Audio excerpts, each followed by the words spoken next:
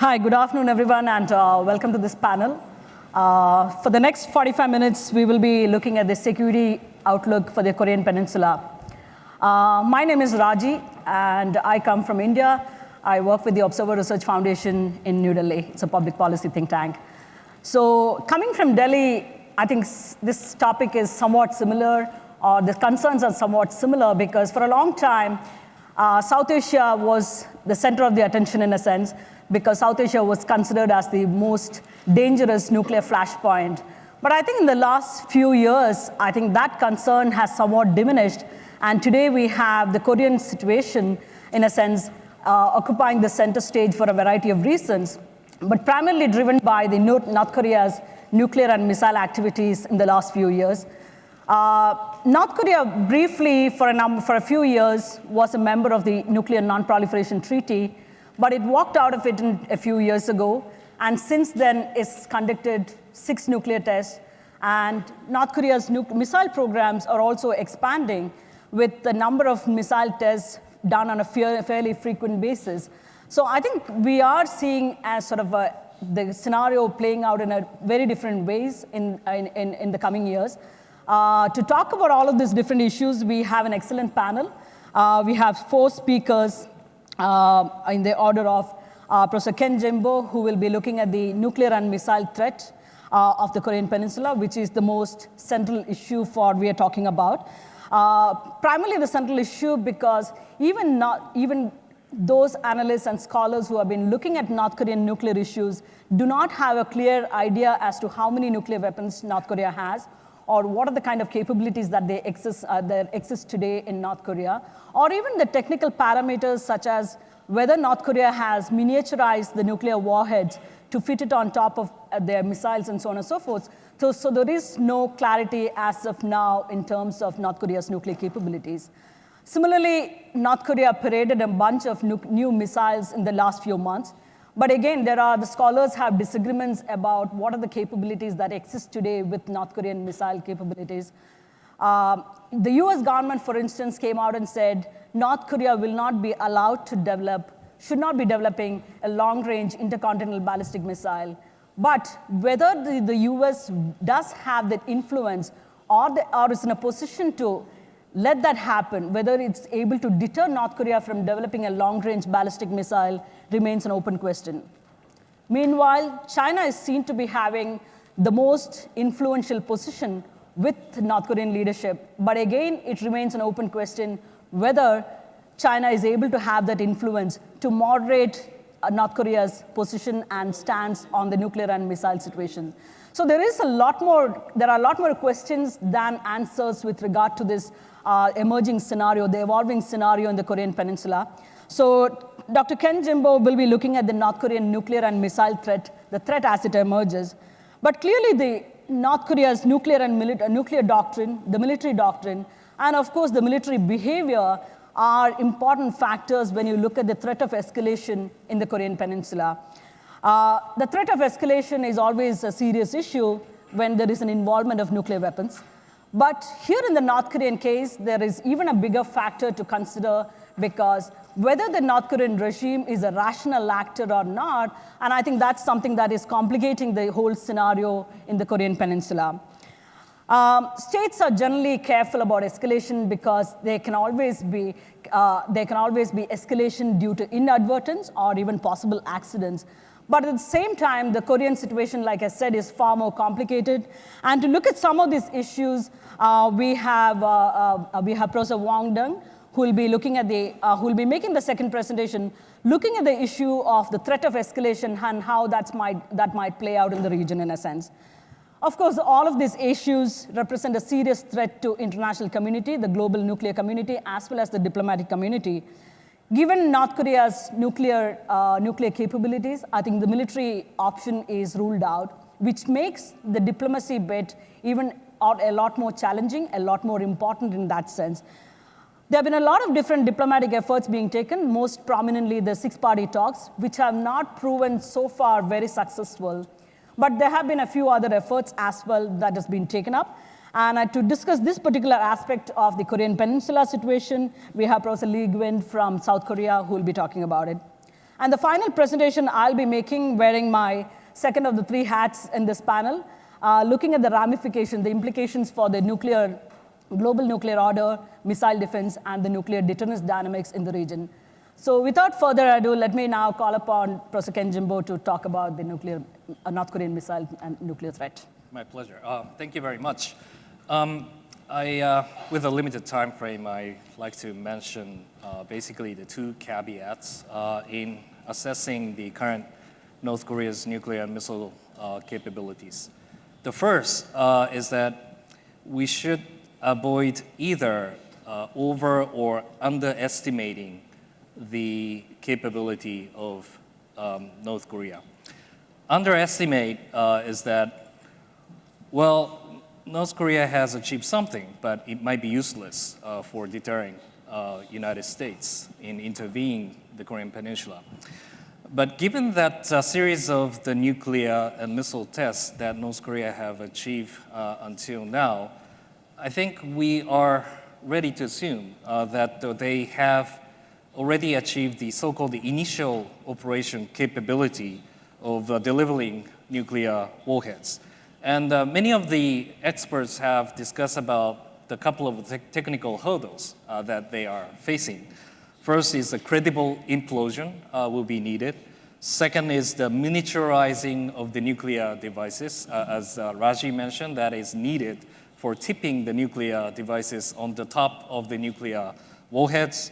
And also, you have to achieve the warhead re-entry technology in order to achieve the long-range missiles to target the opponents. And I think that given that the series of the tests that they have achieved through, as you saw in the photos about the series of the new capability they have achieved so far, I think they have come up with the so-called the IOC, initial operation capability of delivering those devices. So that's the reason why we should not underestimate their capabilities. Second, why we should not overestimate the capabilities, such as that now, they've got the nuclear weapons and, we should give up and we should rush to negotiate with them as if considering themselves as already a nuclear weapon states. But in my assessment, I think that such an initial operation capability is not equalized, that they have obtained so-called the deterrence capability vis-a-vis United States. Because despite all the statements that North Korea officially, offered, that they already become a nuclear weapon state, but in the experts' point of view, that it is still by far achieving what they want to achieve. So that, having a nuclear devices and having a delivery capability does not mean that they are the deterrent. They do have a deterrent capability vis-a-vis United States. So that we would expect that there will be a more missile and nuclear test will be expected from the mindsets of the North Koreans. And the second caveat I would like to mention that there's the logic of the overestimation from North Korean side of the logic as well. If we let North Korea to overestimate their own capability, it will bring about the risks that the North Korea will become more confident in conducting so-called small and medium provocation, especially vis-a-vis South Korea. It is, technically speaking, it is so-called the stability-instability paradox. If North Korea is confident about managing the United States from deterring to coming into the North Korea, to intervene North Korea, they may be more confident in attacking that South Korea. And that is the risk that we have to face with such kind of scenario. And the second, I think, a risk that is associated with exactly what the Raji has mentioned. If North Korea has ever achieved the capability of launching the intercontinental ballistic missile that can target the mainland of the United States, it will create the political perception of the allies, especially Tokyo and Seoul, that it will bring about the doubt if the United States will come to help us to defend Japan and South Korea at the expense of risking the west coast of the United States. It is the typical case of the decoupling. These are, I think, that risk assessment of what kind of logic are associated with the current North Korea nuclear and missile capabilities. I'll stop here. Thank you, Professor Ken. And at the end of it, the full presentation, we will be opening up to the audience for Q&A, so prepare yourself. We wanted this to be a fairly interactive session, and I'm sure there are a lot of different questions that come up in the mind.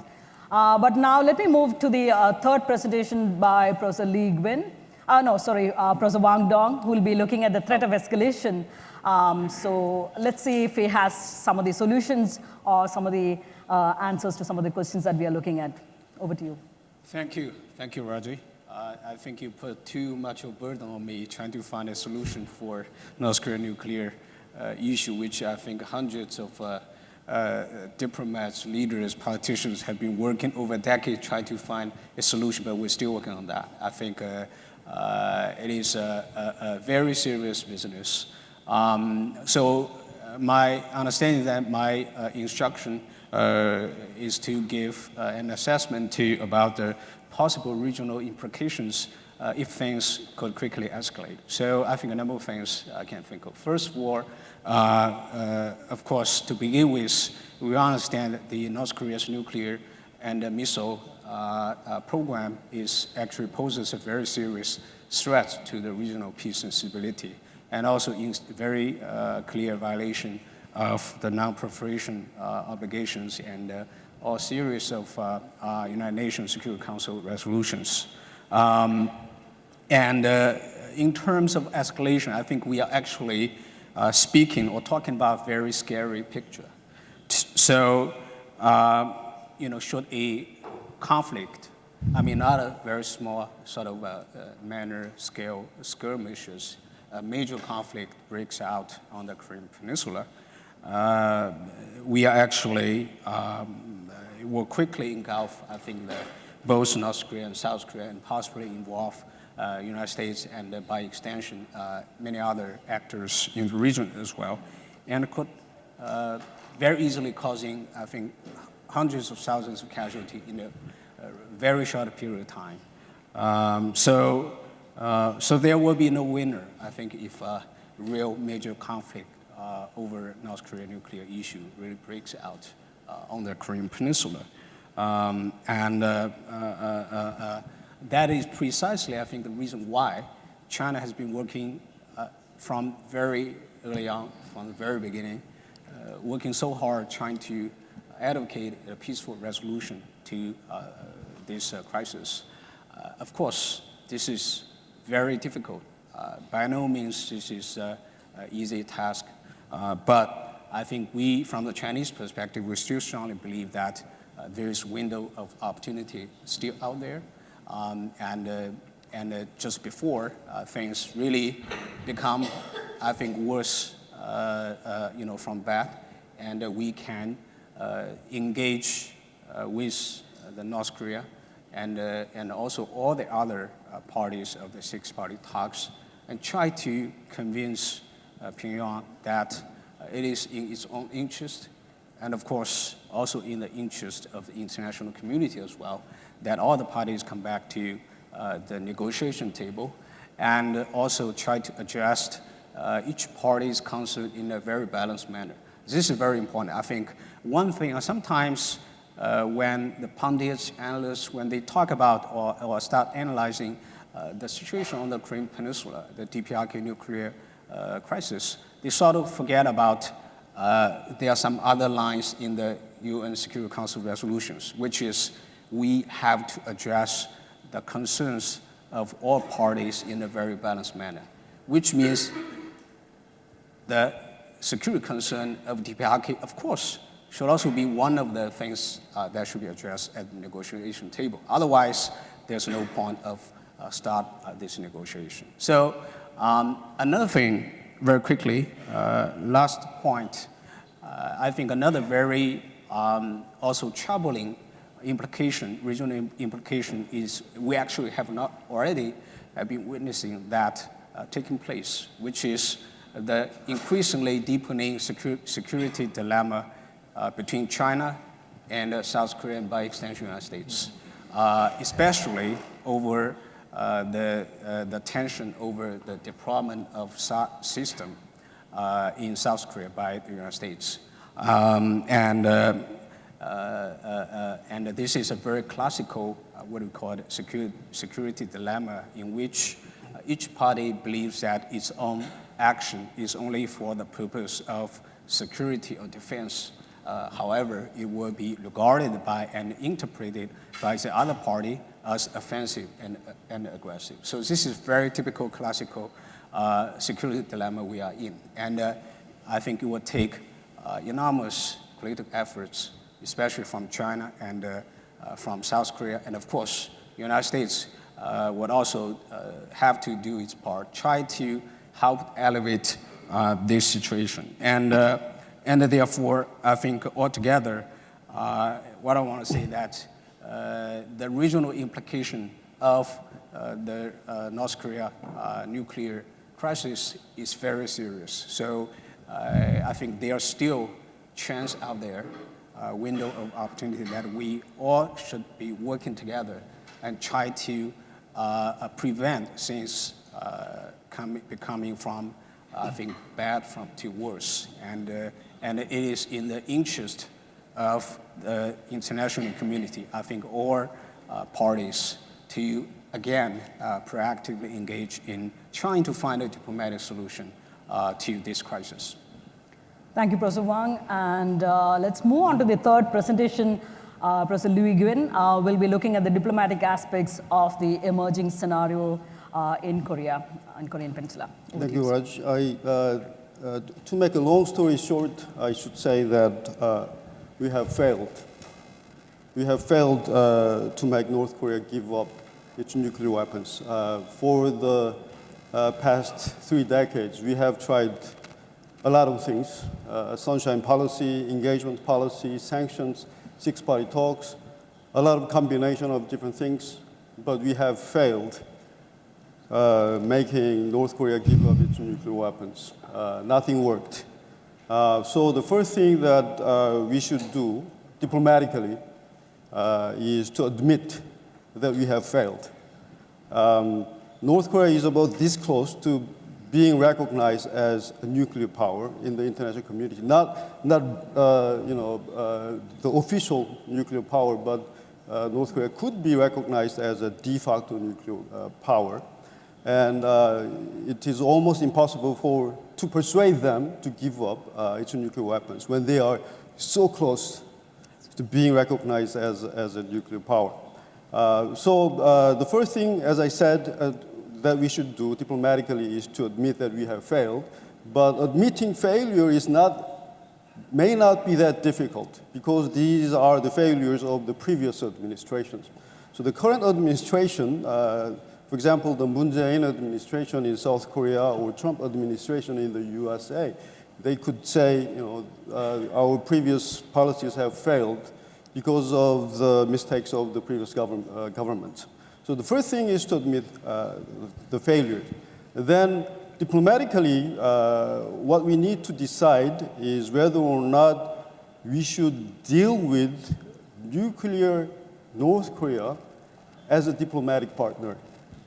I mean, up until now, the nuclear North Korea should not be dealt with as a diplomatic partner.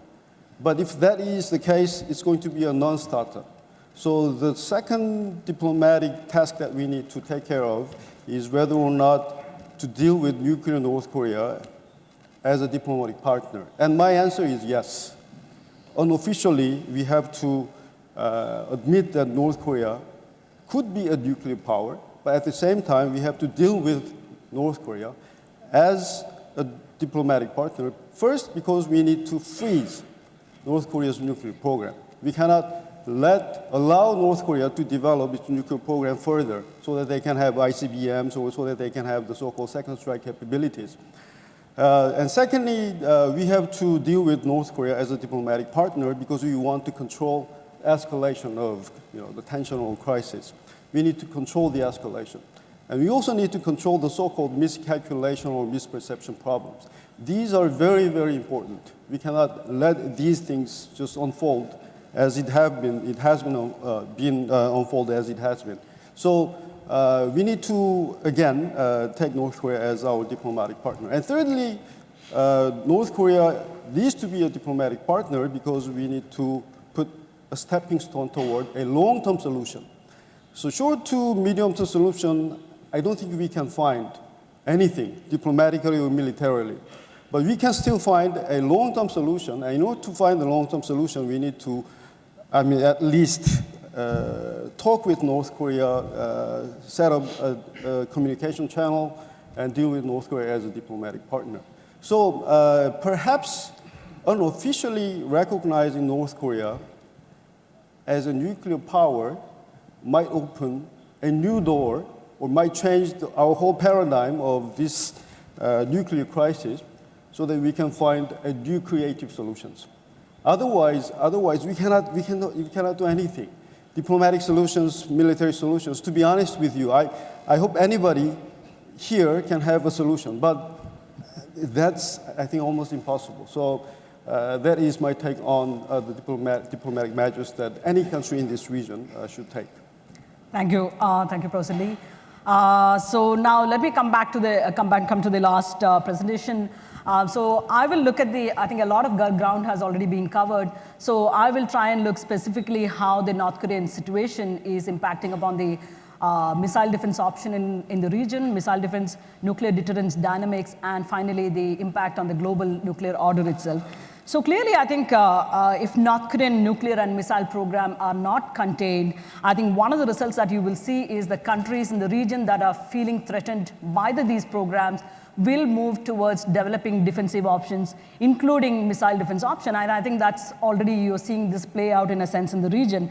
But at the same time, one of the implications of the US, Japan, and South Korea developing missile defense option is that China and Russia will also feel the need to develop this in response to this. So which in a sense is giving way to a sort of a missile defense race in the region, because at the end of the day, China and Russia will not want to be caught wanting on this particular critical national security technology, and therefore they will also pursue these technologies, which in a sense, if this is giving way to a technology, one of the high critical technology missile defense race in a sense, which is destabilizing in nature. And I think this is bringing me to the second point about the deterrence dynamics, because at the end of the day, if the missile defense deployment is going to have implications on the nuclear deterrence dynamics in the region, because at the end of the day, missile defense or the deterrence dynamics are going to be based on mutual vulnerability. And if there are going to be, countries are going to be developing newer technologies to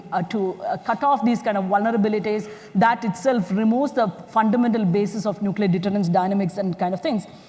And I think this is precisely the reason why we had the anti-ballistic missile treaty in the past to precisely deter this development of missile defense options on a large scale by different states. But, and therefore I would think it is time for us to go back and revisit the possibility of developing something like a much larger, a wider ABM treaty-like mechanism to look into the future to deter some of these new developments that we are potentially seeing in this region. So pursuit of ballistic missile defense certainly will have a destabilizing effect in the East Asian region, but it could potentially have a larger global effect also, because other countries are also going to be developing, both in Russia and China for sure. And this could also have a spiraling effect in terms of how India and other countries then could pursue their own options in a sense. So I think that's something that we need to be mindful, the countries in the region have to be mindful, but both South Korea and Japan have felt the need to pursue this line of thinking and develop this option because they felt this is inevitable and there is no other way to secure themselves in the sense. And that brings me to the larger problem and the final point about the impact of the Korean Peninsula situation on the global nuclear order. How does this really play out? Because I think the countries in the region have had a sense that either the US or the West in general, or even the larger global nuclear order has not been able to tackle some of the difficult proliferation cases like North Korea in an effective manner. They have not been able to come out with certain punitive measures that would deter North Korea in developing some of these most dangerous capabilities, both in the nuclear and missile domain. So this has given way to regional countries, regional powers fending for themselves, securing their own, taking security measures in their own hands in a sense. So whether developing missile defense and or possibly nuclear options in the future. And I think that's again one of the points where I wanted to touch upon in the missile defense, for instance. Because China and Russia could also pursue these technologies in the future, I think one of the questions that we need to ask is what is going to be more destabilizing in the region? Japan and South Korea developing missile defense options, or Japan and South Korea developing nuclear weapons? Maybe that is going to be more stabilizing in the region in a sense, in some sense when you look at it, because it will not have a spiraling effect in the region, within the region, or outside in a sense. So those are kind of the issues in a sense you need to look at. But I think this is also symptomatic of a larger problem that is faced within the global nuclear order, which is that you do not have a consensus among the major powers today. And this is not the first time that the NPT regime or the broader global nuclear order has been faced with a crisis. There have been a number of instances when there have been crises, the regime has been put to test. But each of those single times, every single time, the major powers were able to come together, develop a consensus, and address the issue and close those loopholes in an effective manner. But today, the situation is very different. The strong disagreements among the US, Russia, and China have come to become a major stumbling block in developing that consensus, and therefore you're feeling a serious problem. So in the meantime, as long as we don't have this major problem, a major consensus developing among the major powers, countries like North Korea will be able to take advantage of these loopholes, and the regime will continue to suffer. The regime clearly has been put to test with the North Korean case and so on and so forth.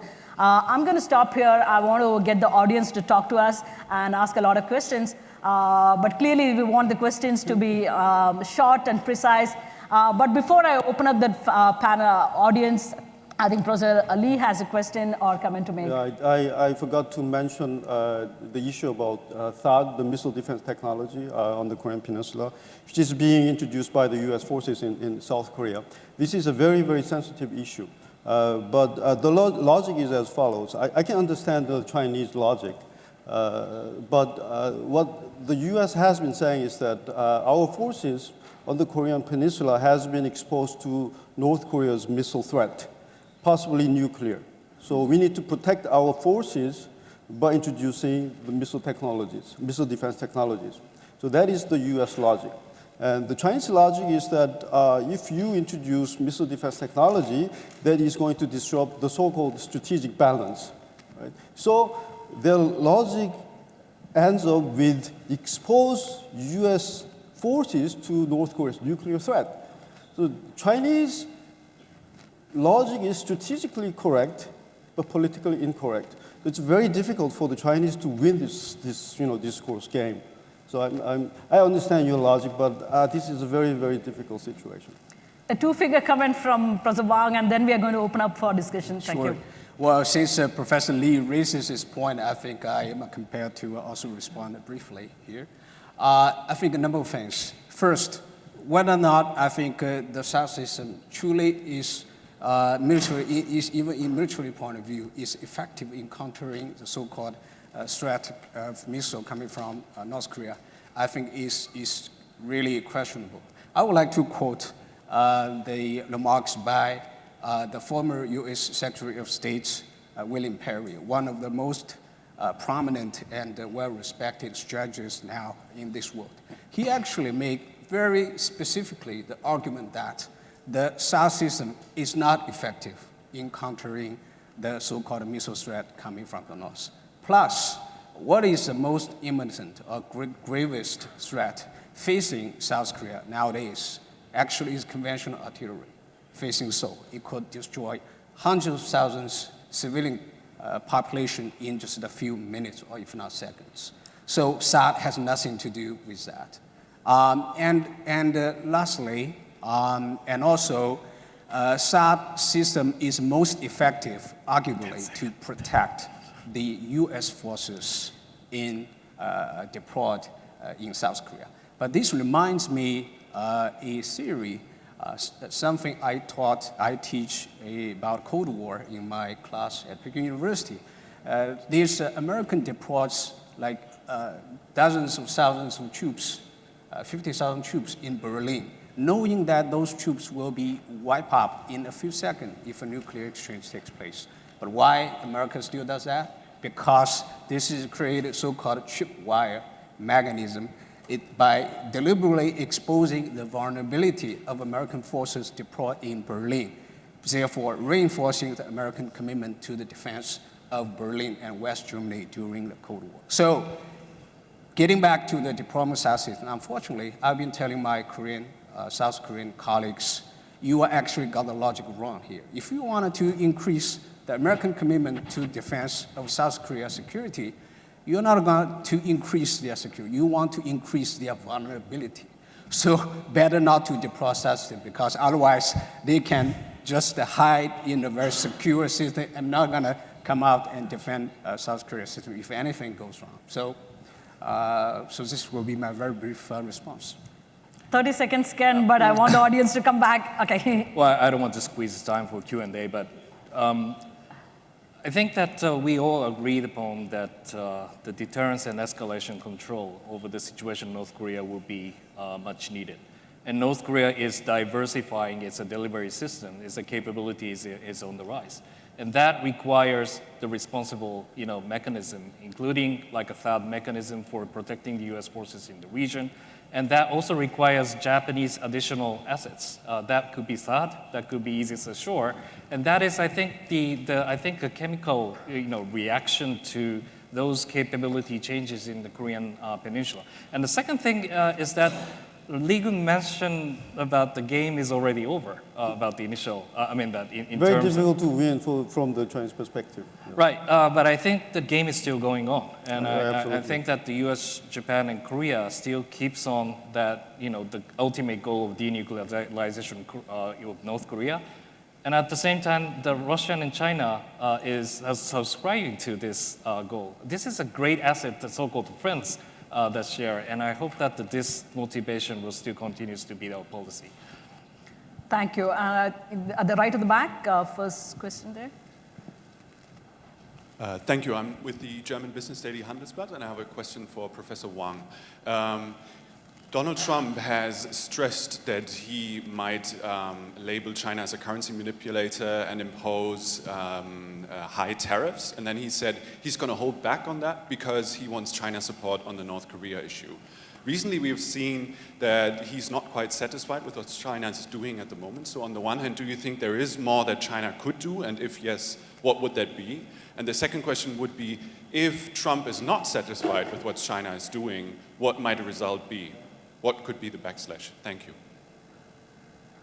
If there are more questions, maybe we can take two or three. Right in the front here, please. Thank you very much. I am a Japanese, and I think it is very difficult to solve or settle this problem because the leader of North Korea is not rational or reasonable. And my question is, what is the best scenario or the worst scenario of this problem? And I think China has a casting vote, and from the viewpoint of China, what should China do or can do to avoid the worst scenario? One more question that we'll take.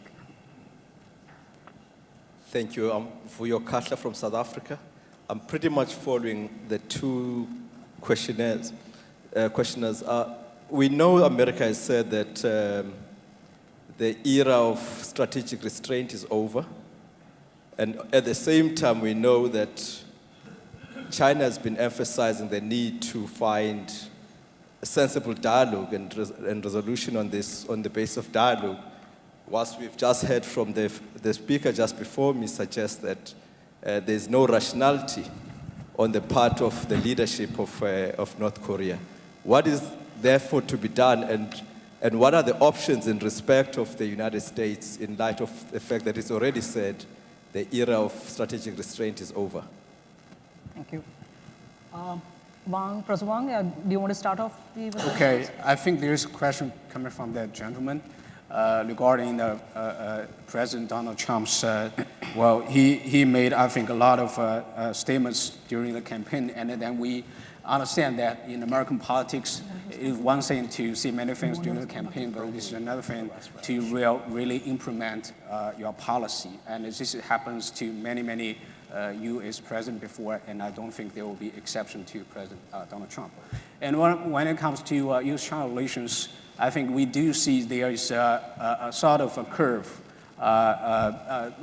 Mr. Trump, as a candidate, presidential candidate, has said some harsh things, including naming China as currency manipulator, etc. But I think after he, coming to power, got elected, I think he will be briefed by many advisors. Many of them are also very knowledgeable experts in the field. I think he will come to understand the difference between campaign rhetoric and real policy implementation. When it comes to North Korea issue, I think, yes, he has said that he put a lot of expectation on China, on President Xi personally, to help solve the North Korean nuclear issue. But also, I think most recently, I'm not sure if you have noted, he also tweets, in one of his recent tweets, he said, yes, China has tried hard. So far, it doesn't work. He seems to understand there's a limit to which what China can do. And this is true because North Korea nuclear issue is not, I think it takes collective efforts from all other parties to work on that. If China, for instance, I can give you one very clear example as to why this is the case. For instance, China has been trying very hard to persuade the United States and South Korea, by extension, to, for instance, temporarily postpone the military exercise in exchange as a goodwill, then in exchange for North Korea willing to come to put a freeze on its nuclear missile program. And every time we got a category no from the United States.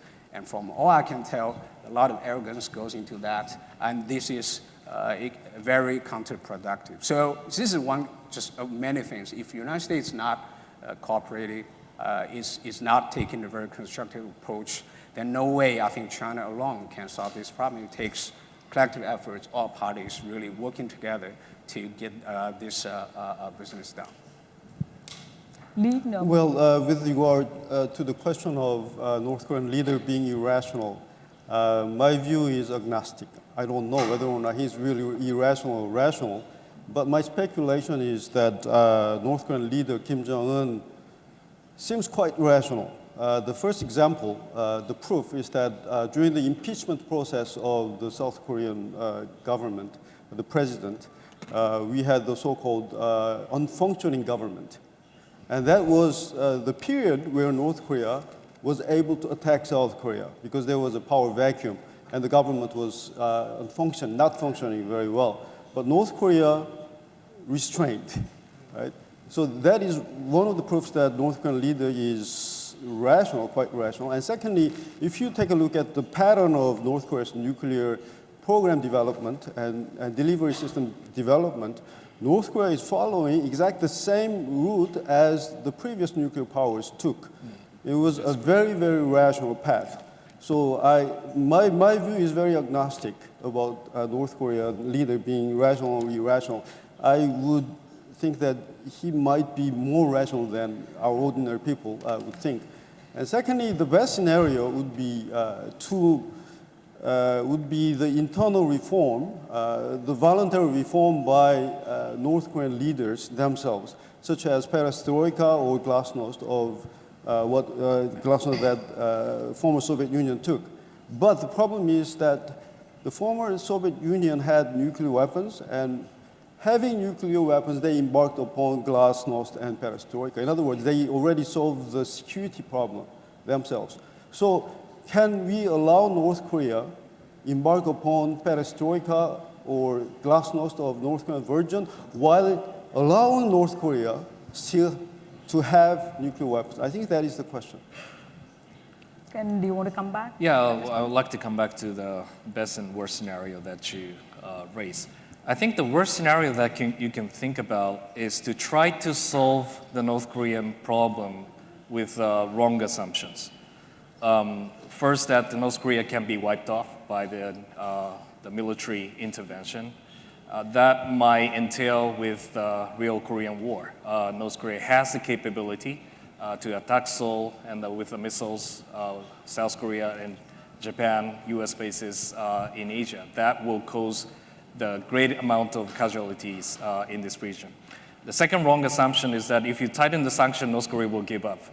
That won't really happen because North Korea is not like Iran. There's no elections. There's no public pressures towards that. That will endure longer than you might expect. So I think we really need to go in between those assumptions. What will be the best mix to deal with North Korea? And the second worst kind of scenario that we make is something to do with the initial remarks by Geun. Try to admit North Korea as a nuclear weapon state, and we will coexist as it is. Because this is the, I think, very sincere and the realistic way to the path forward. But at the same time, that will entail that we have to coexist with the very dangerous North Korea with the nuclear weapons. And I do not think that the United States, Japan, Korea is ready for that kind of status.